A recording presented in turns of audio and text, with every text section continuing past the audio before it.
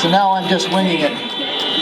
But what I also want to say is I'm not an agent of division. I do not want to promote animosity. I am transgender myself. I've been bisexual myself. I do not want anger. I do not want division. I do not want hatred. I want to be friends with this community. They have not led me to this point. They have found me guilty of wrong speak and essentially kicked me out of the community, but I don't have any ill feelings towards them. What I want is provincial and national inquiries, because I believe our most vulnerable kids are being preyed upon by the pharmaceutical industry. Thank you very much.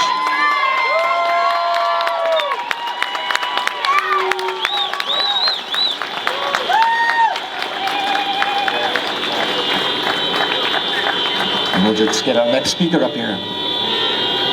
Love you, Jenn!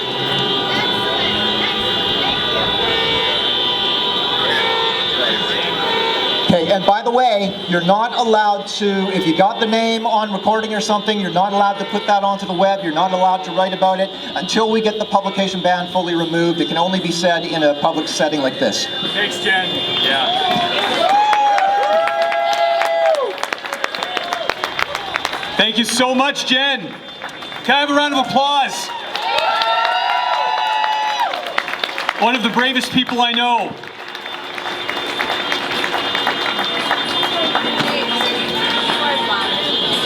Next, we want to have, speaking of brave people, it's interesting that when you put on an event like this, there's all sorts of misinformation. Anti-trans rally. I have to contact Georgia Strait and ask them to correct it, and they do, because you threaten lawyers and you can't just say things like that. Listen, we welcome everyone, but listen, no child is born in the wrong body.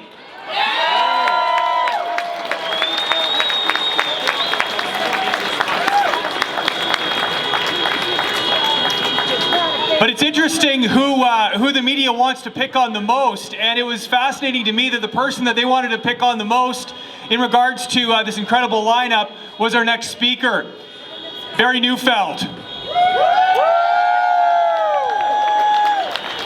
And so, Barry is a very courageous man, willing to stand up for children in his local community. And it is a pleasure to have him here today. Would you welcome him warmly, please?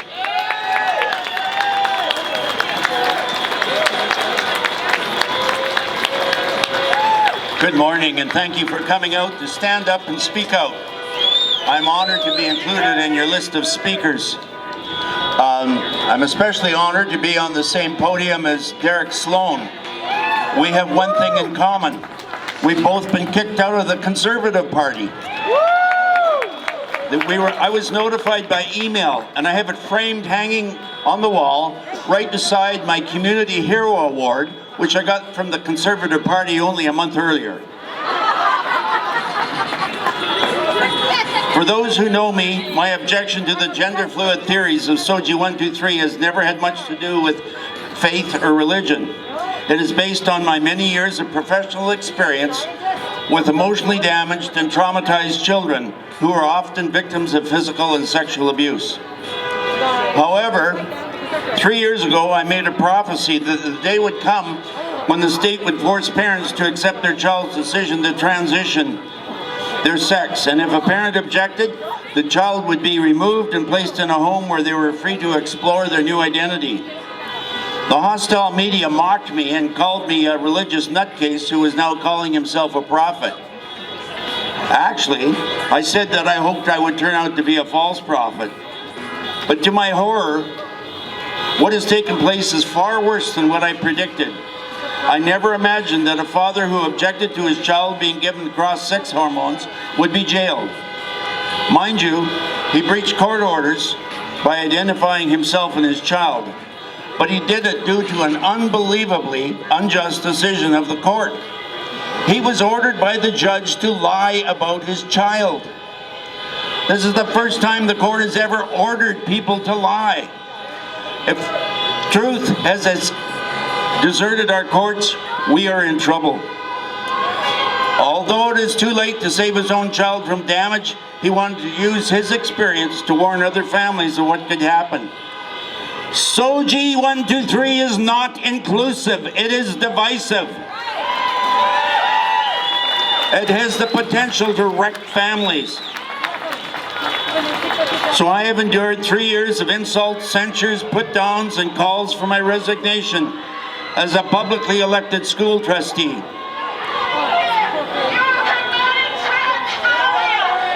I want to express special thanks to my colleagues on the Chilliwack School Board, Heather Maws and Daryl Ferguson, who have always been there to me to encourage, defend, and strengthen my resolve. I could not have done it without you.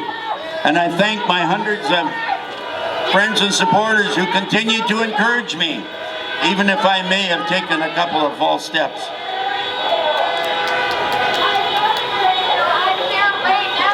But the abuse I have endured is nothing in comparison to the teachers, support workers, and students in the public school system who bravely cling to traditional family values. Those people are being ostracized, shunned, and ridiculed. But now it is my turn to call for some resignations. First, I call on the BC Minister of Education, Jennifer Whiteside, to resign now. She falsely accuses me of spreading hate.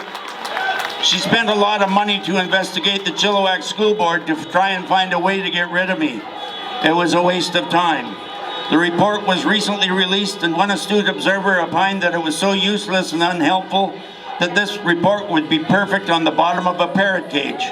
Simply put, it is full of idealistic goals that will never be able to come to fruition in the short time targeted for meeting that goal.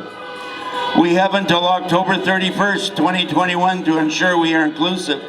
I already believe in inclusivity, even this young person who's dancing in the front of the stage. But I also care about the emotional needs of troubled children, and I want to protect them from being confused and damaged by this unfounded and dangerous experiment. Minister Whiteside, in your efforts to be trendy and woke, you are putting troubled children at risk of harm. Your Ministry of Education has done a miserable job of providing mental health supports to troubled students, especially during the last year of COVID restrictions and fear.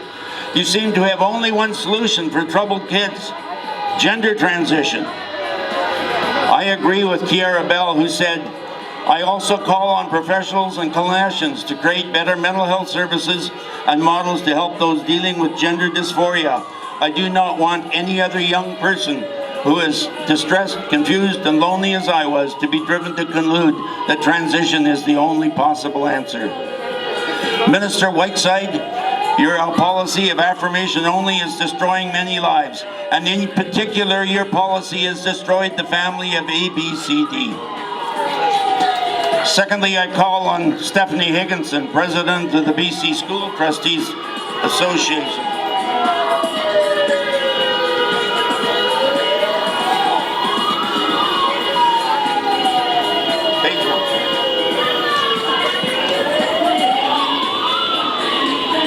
BC School Trustees Association. She interfered in the Chilliwack School Board election by saying she hoped more progressive trustees would be elected. Ms. Higginson, in your position as chair of the 400 or so school trustees in BC, you must respect everyone's opinion. You must not be so laser focused on left-wing dogma. School trustees you lead are becoming redundant as the powerful unions have increasingly more control over policy than publicly elected trustees. And you, Minister Whiteside, are doing nothing to prevent that. You call unions partners in education. They're not partners, they have become your masters. And you don't have the courage to stand up to the Government Ministry of Education.